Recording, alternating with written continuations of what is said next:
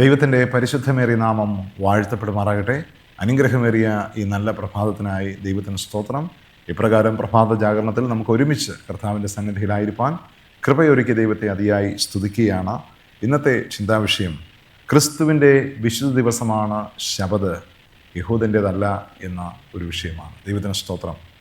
ലോകം മുഴുവനും ആഴ്ചവട്ടത്തിൻ്റെ ഒന്നാം ദിവസത്തെ ആരാധിക്കുമ്പോൾ വേദപുസ്തകം അതിൻ്റെ ആ പ്രത്യയശാസ്ത്രം ഉയർത്തി നിർത്തിക്കൊണ്ട് ഉൽപ്പത്തി പുസ്തകം 2-ാം അധ്യായത്തിൽ തന്നെ ദൈവത്തിൻ്റെ ആരാധനയെക്കുറിച്ച് അവിടെ സൃഷ്ടിയുടെ അനുഭവത്തിൽ അവിടെ വ്യാഖ്യാനിക്കപ്പെടുന്നു.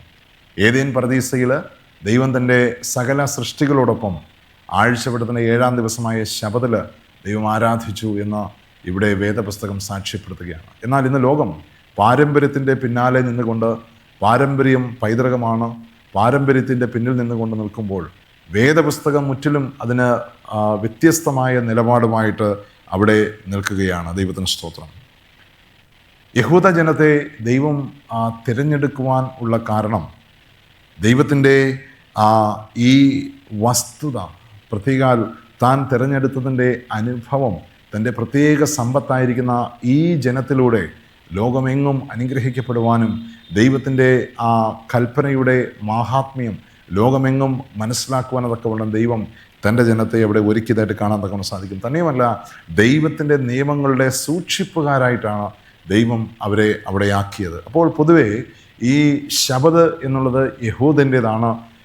യഹൂദൻ അവൻ മുറുകെ പിടിക്കുന്ന പ്രത്യയശാസ്ത്രമാണ് എന്ന് പറഞ്ഞുകൊണ്ട് പലപ്പോഴും എന്ത് ചെയ്യുന്നുണ്ട്, ഈ പഴയ നിയമക്കാരുടേതാണ് ശബത് എന്ന് പറഞ്ഞുകൊണ്ട് പരിഹസിക്കപ്പെടുന്ന ഒരു അനുഭവം ഇന്ന് എല്ലായിടങ്ങളിലും നമുക്ക് കാണുവാനും കേൾക്കുവാനും ഒക്കെ സാധിക്കും. എന്നാൽ സകല അനുഗ്രഹങ്ങളും ദൈവം നൽകിയിരിക്കുന്നത് യഹൂദനിലൂടെയാണ്. പ്രത്യേകിച്ച് യേശുക്രിസ്തുവിൻ്റെ വരവ് തന്നെ, ക്രിസ്തു തന്നെ യഹൂദനിലൂടെയാണ് ഈ ഭൂമിയിലേക്ക് കടന്നു വന്നത്. അപ്പോൾ നമുക്കൊരിക്കലും അത് മാറ്റി നിർത്താൻ തക്കവണ്ണം സാധിക്കുമോ? ക്രിസ്തുവിനെയും ക്രിസ്തുവിൻ്റെ പ്രത്യയശാസ്ത്രങ്ങളെയും ക്രിസ്തുവിൻ്റെ നിയമങ്ങളെയും നമുക്ക് മാറ്റി നിർത്താൻ തക്കവണ്ണം കഴിയുമോ? ഒരിക്കലുമില്ല.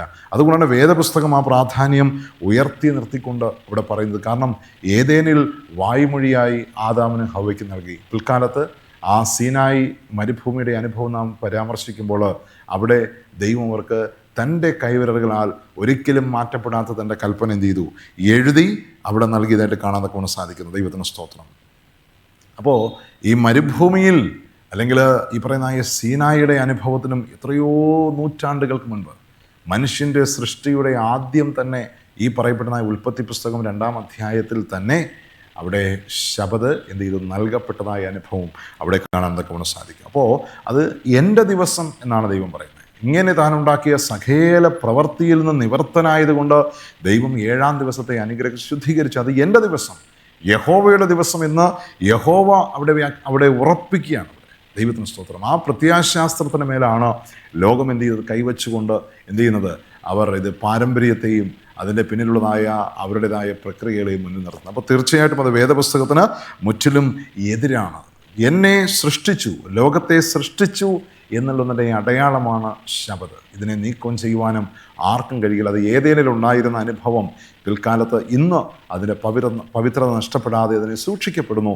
പിൽക്കാലത്ത് ഈ വരുവാൻ പോകുന്ന പുതിയ ആകാശത്തിലും പുതിയ ഭൂമിയിലും ഈ അനുഭവം നിലനിൽക്കുക തന്നെ ചെയ്യുമെന്ന് വേദപുസ്തകം അവിടെ ഉറപ്പിക്കുകയാണ്. അങ്ങനെയെങ്കിൽ പ്രിയമുള്ളവരെ, നമുക്ക് നൽകപ്പെട്ടുള്ളതായ വേദപുസ്തകത്തിൻ്റെ പ്രത്യയശാസ്ത്രം ബരോബയാമല വിശ്വാസികൾ ഇത് ശരി തന്നെയോ എന്ന് വേദപുസ്തകത്തിൽ പരിശോധിക്കും പോലെ നിങ്ങൾ ഓരോരുത്തരുടെയും മുൻപിൽ ഈ വിഷയം സമർപ്പിക്കപ്പെടുമ്പോൾ വേദപുസ്തകത്തിൽ ഉൽപ്പത്തി പുസ്തകം 2-ാം അധ്യായത്തിൽ സാക്ഷ്യപ്പെടുത്തിയ അനുഭവം നിങ്ങൾ ധ്യാനിക്കുമ്പോൾ മാത്രമാണ് അതിൻ്റെ അത്ഭുത പ്രതിഭാസങ്ങളെ നമുക്ക് ദൃഷ്ടമാകുന്നത്. അങ്ങനെയെങ്കിൽ ദൈവം നിങ്ങളെ അതിനായി ഒരുക്കട്ടെ.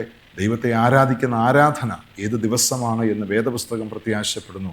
പാരമ്പര്യമല്ല നമ്മെ രക്ഷിക്കുന്നത്, എന്നാൽ ദൈവപുസ്തകത്തിലെ വചനങ്ങളിലൂടെയാണ് നമുക്ക് രക്ഷ. ആ വചനങ്ങളിൽ ഉറച്ചു നിൽക്കുവാൻ ദൈവം നിങ്ങളേവരെയും അതിനായി ഒരുക്കട്ടെ എന്ന് ആത്മാർത്ഥമായി പ്രത്യാശിച്ചുകൊണ്ട് എളിയ വാക്കിൽ നിന്ന് വിരമിച്ചു കൊള്ളുന്നു. ഒരു നിമിഷം നമുക്ക് പ്രാർത്ഥിക്കാം. സ്നേഹവാനായ നല്ല ദൈവമേ, ഈ നല്ല പ്രഭാതത്തിനായി സ്തോത്രം. യഹോവയുടെ ശബത് അത് യഹൂദൻ്റെതല്ല, പിന്നെയോ മനുഷ്യരെ, ഈ സകല സൃഷ്ടിയെയും ഈ ഭൂമിയിൽ സൃഷ്ടിച്ചു എന്നതിൻ്റെ അടയാളമാണ്. അത് പ്രമാണിക്കേണ്ടതാണ്, അതിനെ മുറുകെ പിടിക്കേണ്ടതാണ്, അതിനെ വരും തലമുറകൾക്ക് എടുത്തു കാണിക്കേണ്ടതായ അനുഭവം ഇന്ന് പ്രഭാതത്തിൽ ഞങ്ങൾക്ക് ചിന്തിക്കുവാൻ അവിടെ നിന്ന് ഒരുക്കിയ ഈ ഭാഗ്യത്തിനായി സ്തോത്രം. ഇതിൽ പങ്കെടുത്ത, ഇതിന് ഭാഗവാക്കായിരുന്ന എല്ലാവരെയും അവിടെ നിന്ന് അനുഗ്രഹിച്ചാട്ടെ. അവിടുത്തെ വരവ് അതിവേഗമായിരിക്കാൻ സ്തോത്രം. യേശു ക്രിസ്തുവിൻ്റെ വിലയേറിയ നാമത്തിങ്കൽ അപേക്ഷിക്കുമ്പോൾ കൃപയോടെ ഞങ്ങളുടെ പ്രാർത്ഥന കേൾക്കുമാറാകണമേ. ആമേൻ. സ്തോത്രം.